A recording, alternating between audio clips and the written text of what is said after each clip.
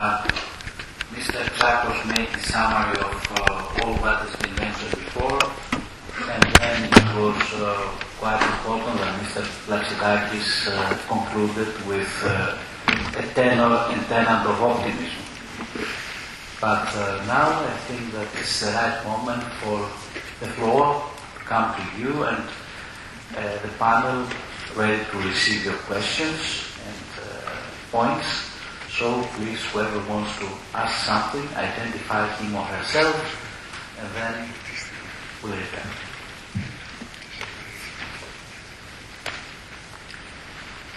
Okay, each one has a microphone in front of you, so you raise the hand to take the question, please.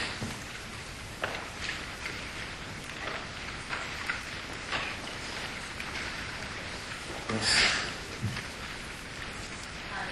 This is Viviane Platsidakis. First of all, I commend all of you for your wonderful speeches. You're very informative, and I think all the younger people here are learning something besides us who are in the middle. What are the differences from the 80s and now with the crisis that we are suffering? There are some differences I'm sure to differentiate what you said. Certainly. I still believe that the present crisis is a more healthy market, in the sense that in the 80s most companies didn't have any liquidity. I would say that as a general view, I believe that the liquidity of Greek shipping is good today, overall.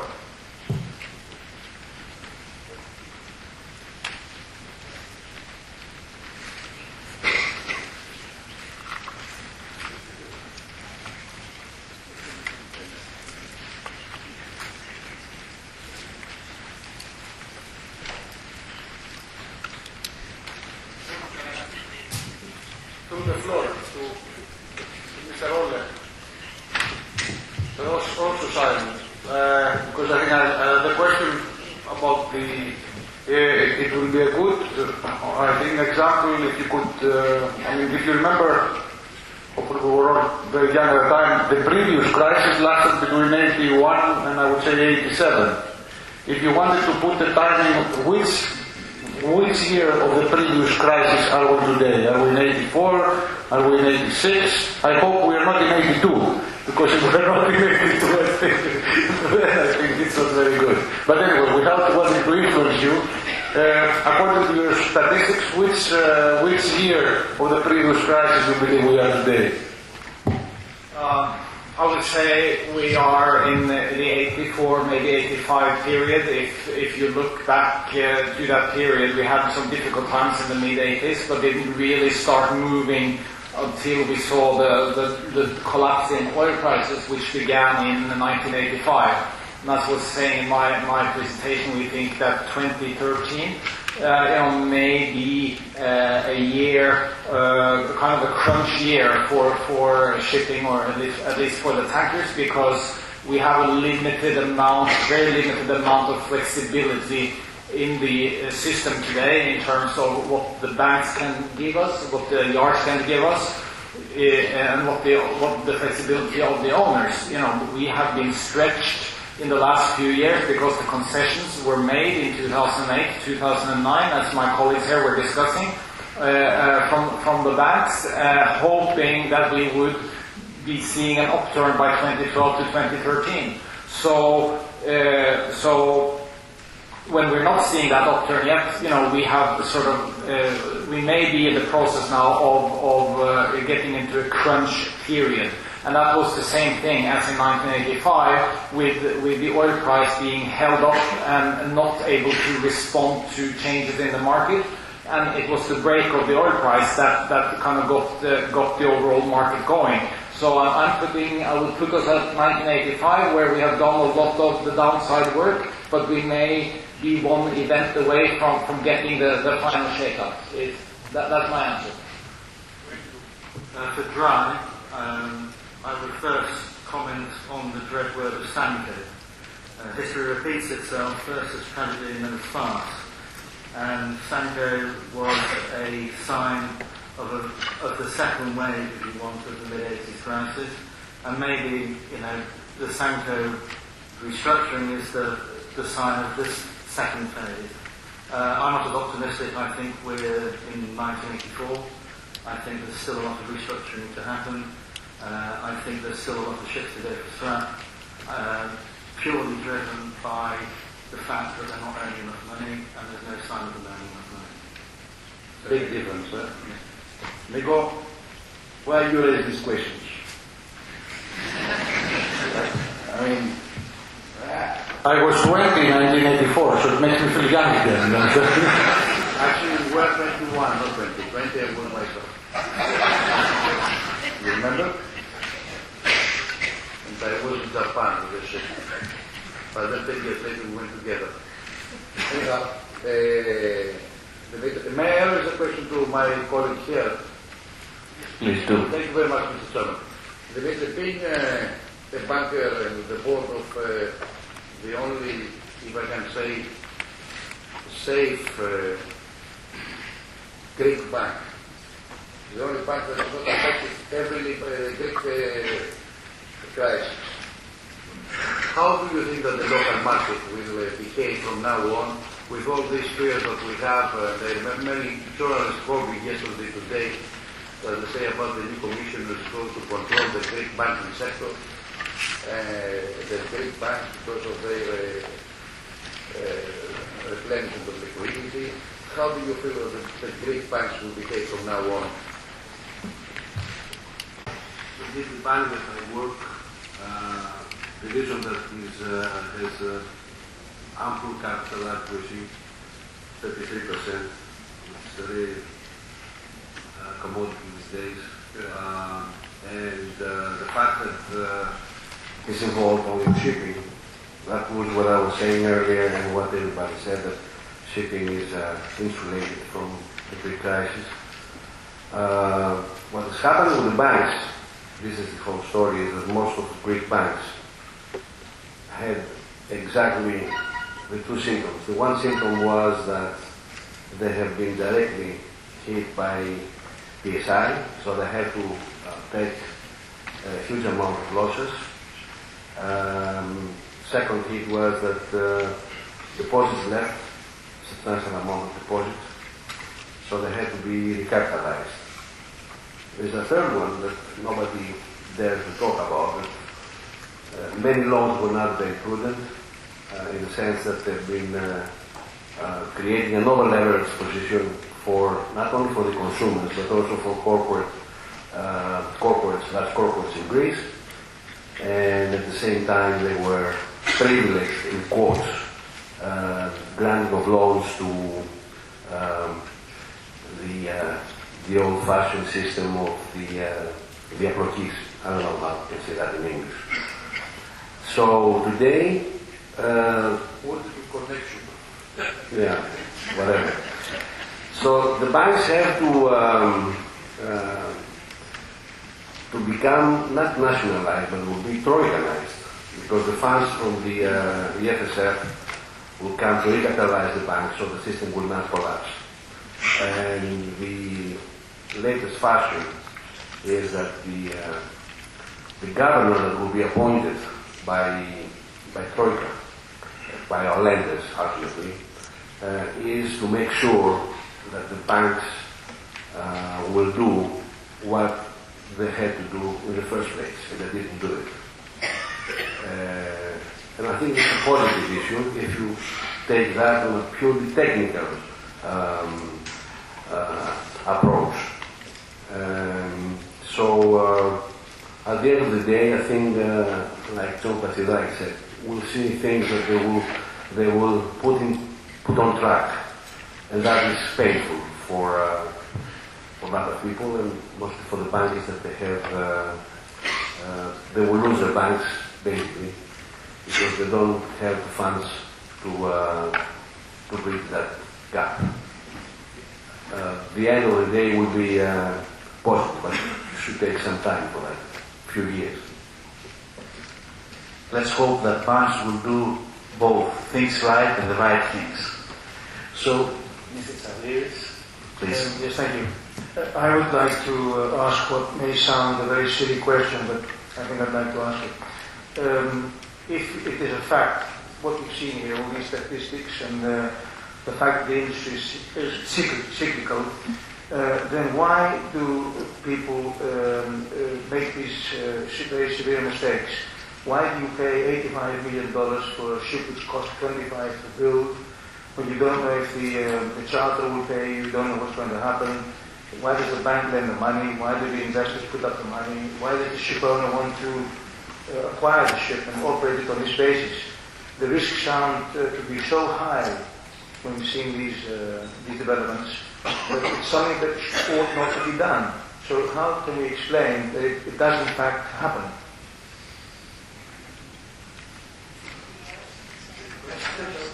Why do they do it? Why do they do it? I'm Alex. What I believe that please use your microphone, please. Use your microphone, say your name. Alex Lucas, I said, well, your microphone is in front of you.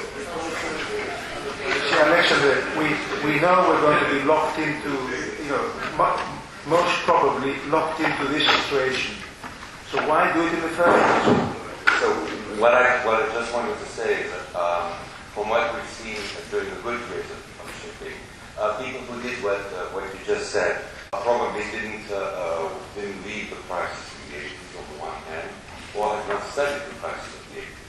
I believe that traditional shipowners in that period did not do that, or did it in a very small fashion. So, which means that their exposure was small. That's my opinion about Alexander Rexton did it. Rexton had 100 ships. He was the tycoon. about Greek Oh, the Greeks. Well, the shipping. I'm talking about Africa. Then, thank you very much. I know, but let's see the question. Excuse me. Proud to be single Norwegian here among the Greeks. And what I could bring to the table then maybe is to study not Norwegian, but is Scandinavian literature. And I would recommend reading the old tale from H.C. Andersen of The Emperor's New Clothes, which is the story of all markets of basically of delusion and mankind's ability to delude himself. And that's what I was saying also, that the analyst value diminishes as we get further away from the intrinsic value of the market, and we get to the very peaks or the very bottoms, because those are ruled by emotion. Thank you. And Mr. Kodulu, I think, has a comment. Well, just to offer a comment to Mr. Tsakliris' question. I think The question was a Fikiri, the fuse. It was a fuse. Shipping is a business, and in business there are good decisions, there are bad decisions. And I don't think that this was the first time ship owners made mistakes in buying very expensive assets, and now they find themselves in big problems. They also did that in previous times. I remember when I first started my career, big, colossal firms those days, they were going bankrupt. I mean, obviously they had done something wrong to go bankrupt. I also recall people speaking in fora in 2004 and 2005 saying that publicly that shipping now is not what it used to be. It was now playing at a different level, and asset values in charter rates will never go back to what they were before, because for the first time in history we have God knows how many billion people in China and elsewhere joining the market, and not joining the market, but joining the Western consumer sort of habits, and therefore this thing would be unstoppable. And as with all things in business, it's a race against time. You hope that the good times will last longer than usual than in the past. Don't forget also that we also had hedging tools for the first time that we didn't have before. So the charterers that were exposing themselves long term at high rates, let me correct that, they thought that they were buying a hedge by buying FFAs from the counterpart, of course, which we saw eventually that didn't work when the market collapsed. A lot of people lost their money. They thought they hedged, but in reality they had not. And finalizing, I say, this is capitalism. In crisis, People fail, people get reborn.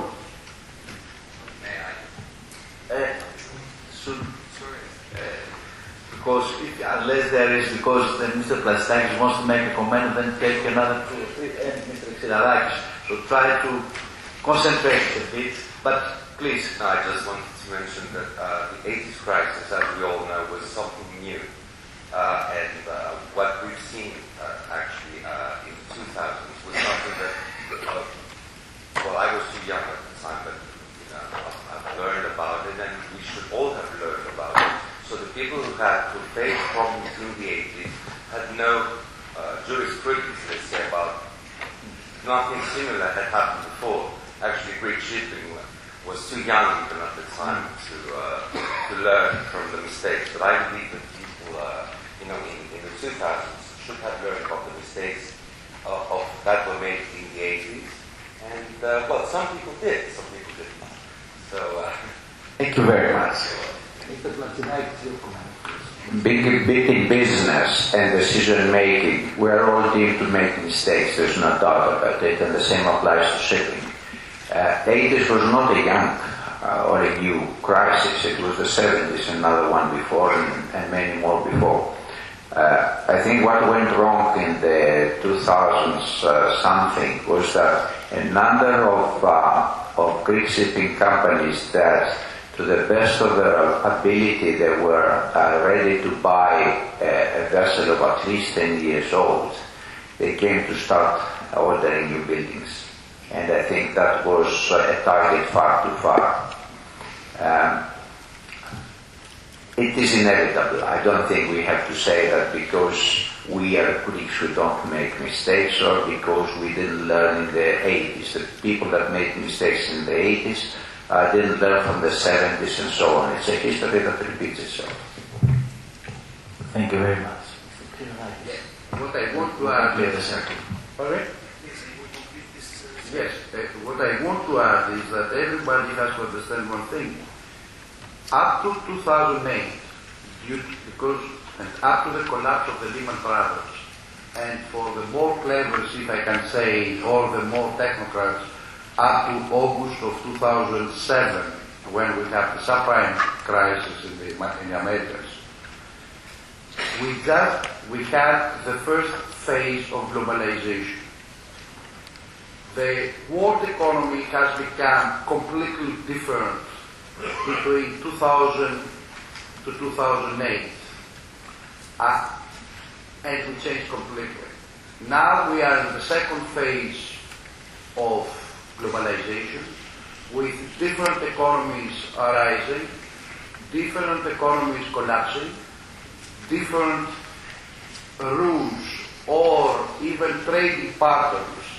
The specialists here, they told us that most probably America will stop importing energy.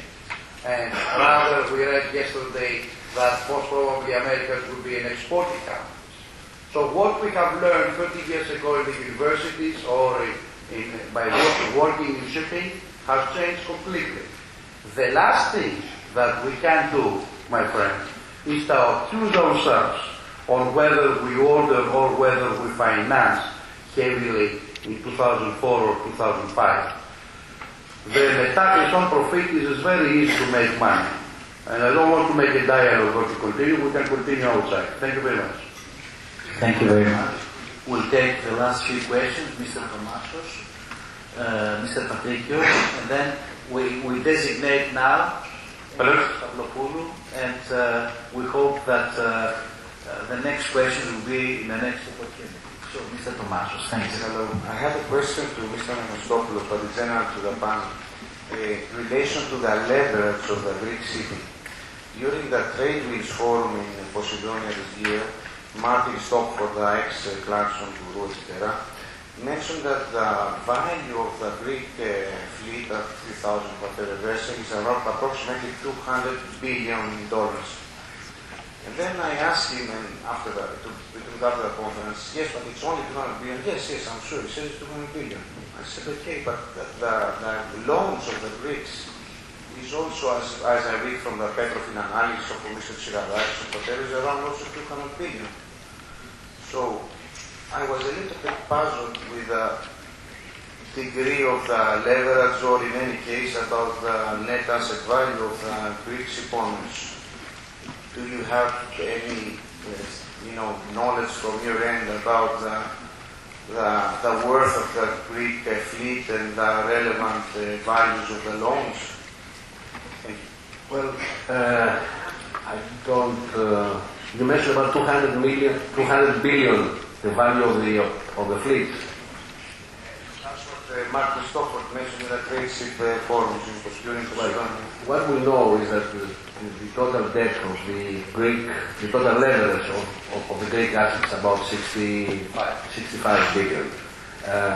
And of course, the value at a certain point could be 200 billion, but taking certain averages. Today, the situation is that values have dropped substantially, and if we do the same exercise today, we might find that by average again, I'm talking, maybe half, maybe 100 million. So what's the value now, let's say? It could be 100 billion. 100 billion. Maybe. And the loans? The loans still the same. I didn't hear. They don't reduce easily, you know. Values have reduced. Because I thought that it's much more than the loans that are around approximately 100 billion, 150. No. The distinction that we should make is that there are companies that, although they have lost value in their fleet, in terms of value today, as Michael Boudouin said, they have no debt, or very, very low debt. And there are some other companies that they have debt which is much more than the values of their vessels. So negative equity is not only for listed companies, but it's also for private companies that they have this problem. And to add something about the crisis of the 80s and the crisis of today, is that in the crisis of the 80s was only shipping that suffered. Banks were healthy, so they were able to take substantial amount of write-offs immediately. These days, they cannot pull the plug. It's impossible, because if they pull the plug, they will need immediately capital, and then it's a vicious circle of that. Yeah, but the timing is coming to be able to take the loss of the small in the selection. So we didn't have the time in 2008 or 2009. Now it's more scary. Well, it depends on the pockets of the EU banks, EU Central Bank, and the Fed, etc., to supplement all the deficits. So it's a situation that's not very healthy. Thank you very much. I think it was a very refreshing clarification, because Mr. Tomaso's question was like a thunderstorm in a way. So, Mr. Pardekios, please.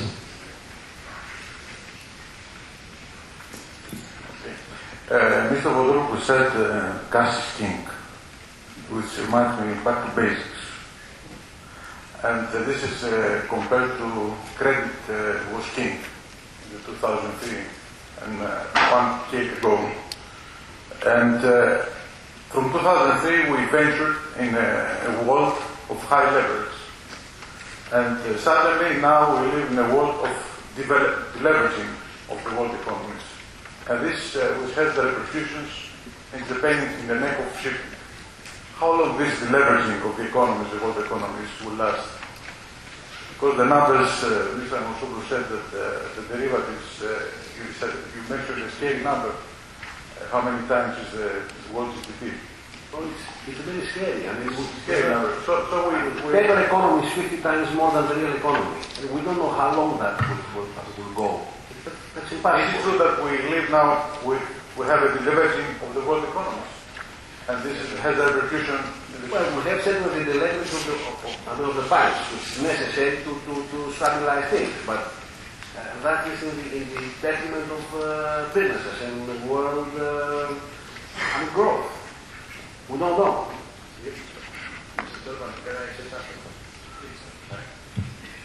First of all, I have to tell you that Mr. Monduroğlu made a mistake. It was very clever to say about king and money in Holland, where they have kingdom.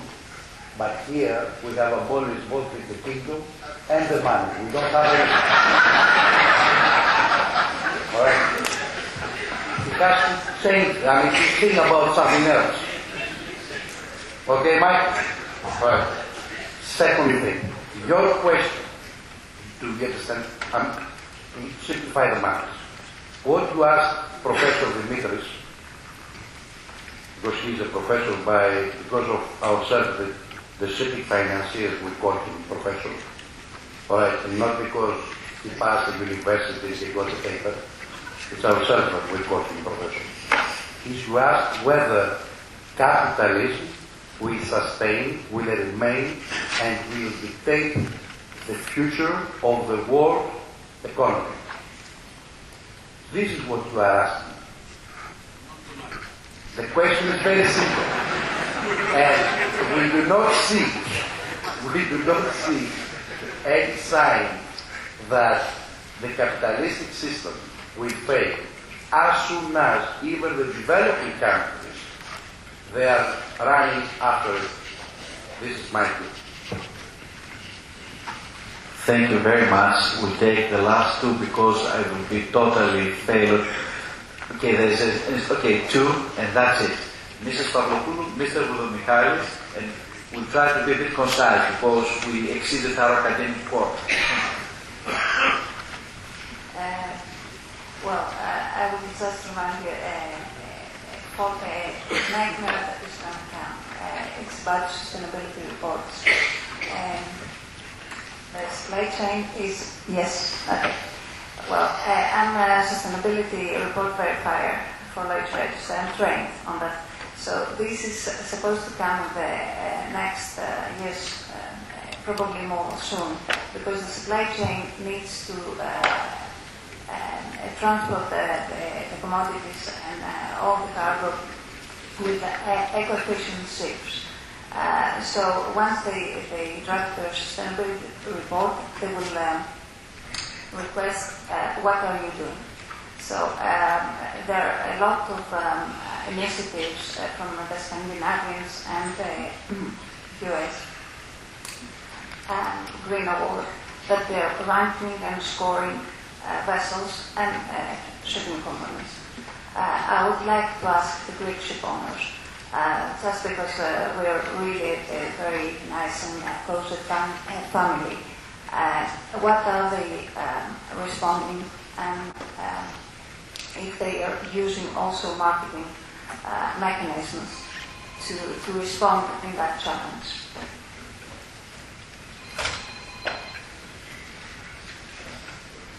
It's the suppliers, the charters challenge. Can you repeat the question? Okay.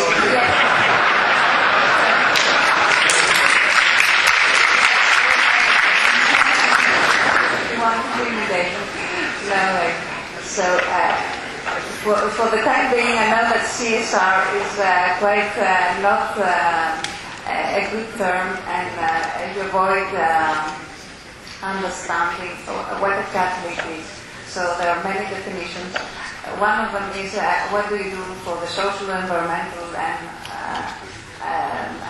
corporate governance, corruption, human rights, all that.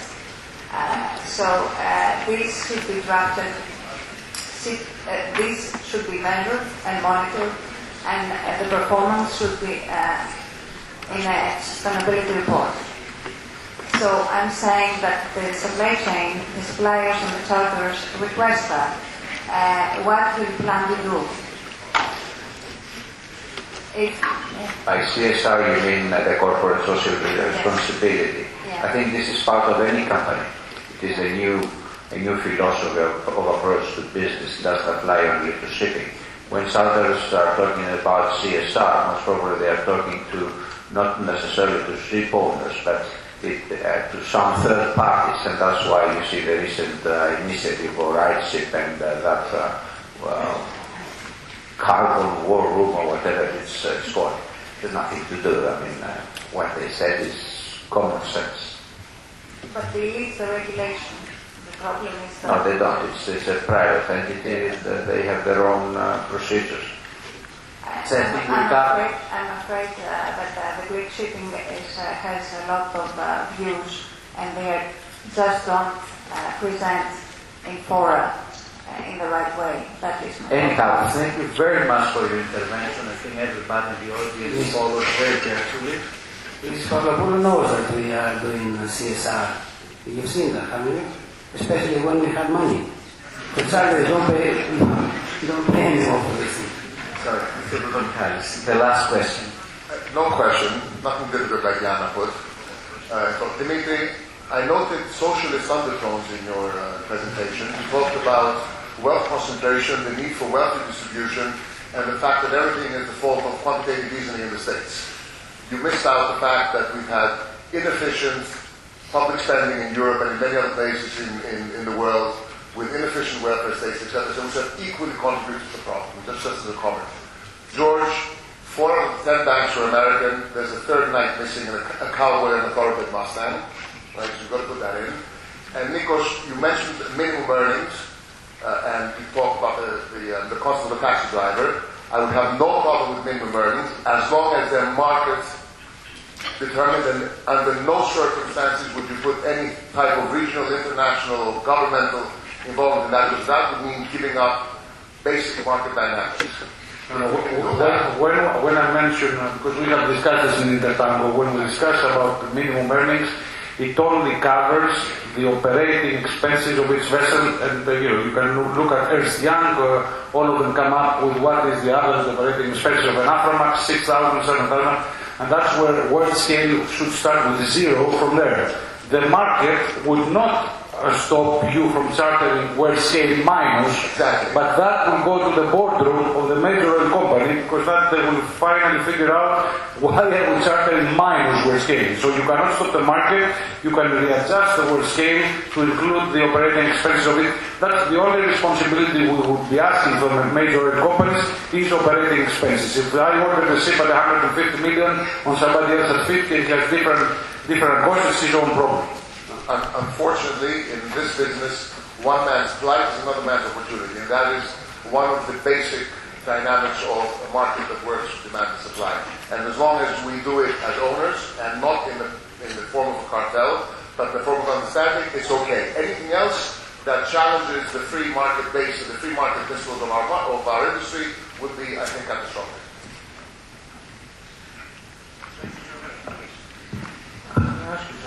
I think what Mr. Sapos means is he's not going to fix a rate. He wants the boardroom of the oil company to know that they're fixing it at below cost. Is that right? He doesn't want to fix any market rates. He wants to bring to the attention of the charter. They probably don't, which they probably don't. They probably don't. Another spin to meetings with major oil companies, the actual chairman of the oil companies, and they have, when we asked, they were shocked. They said, are we really paying negative? Yeah, they have no idea. And because you have the independent directors with huge liabilities in case of pollution, these guys should find out and they will deal with it themselves. I may rephrase it. If I may rephrase it, the world scale in tanker industry does not provide the transparency to a third party to realize what is the income capacity of the vessel. While if you look at the time charter, it's an easy reference to the operating expense of the vessel. Thank you so very much. The word is Mariolis Kominos. Thank you very much for your attention. Σας ευχαριστούμε πάρα πολύ. Before the closing of our forum, I would like to proceed with the award presentation of the candidates that distinguished at the ICS examinations of April 2012. I am really proud to mention that this year more than 500 shipping executives attended the ICS professional training programs. Also, it is worth to say that this significant participation confirmed the fact that despite the global shipping recession, the maritime industry and individuals recognize the value of investment in professional training. At this point, I would like to ask Mr. Eugenides Dimitriadis to come to award Mr. Evangelos Tsapelas from NEDA Maritime Agency Company, who distinguished at the ICS Examinations in Shipping Business 2012. I have to say that NEDA Maritime is the second award.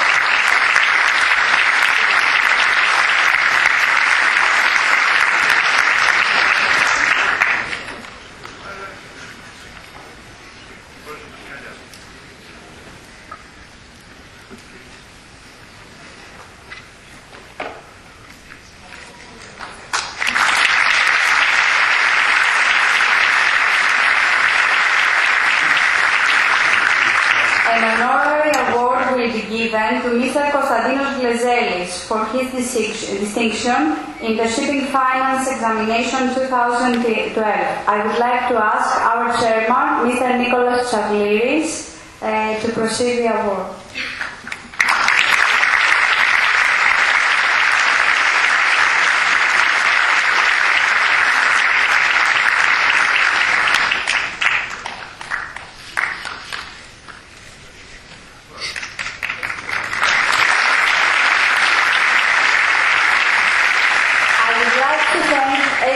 That contributed in the organization of our event.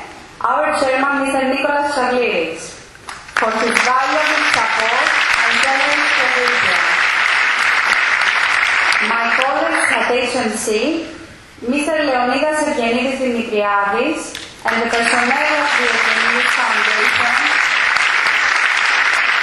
the panel of our speakers for the enlightening approach to the topic, and the talk that they share with us. And last but not least, I would like to thank our sponsors, AD Maritime, Arrow Shipping Hellas, Aspida Maritime Security, Capital Ship Management, Chartering Shipping Company, Eastern Mediterranean Maritime, Element Ship Management, European Navigation, GAP Shipping, Heartland Shipping Services, Holman Fenwick Whelan LLP, Marshall Islands Registry, Marine Plus, Paragon Shipping, Peninsula Petroleum, Springfield Shipping, Target Marine, Chacos Energy Navigation, Chavlieri Salvage Group, Ursa Chart, and Varchilla Greece.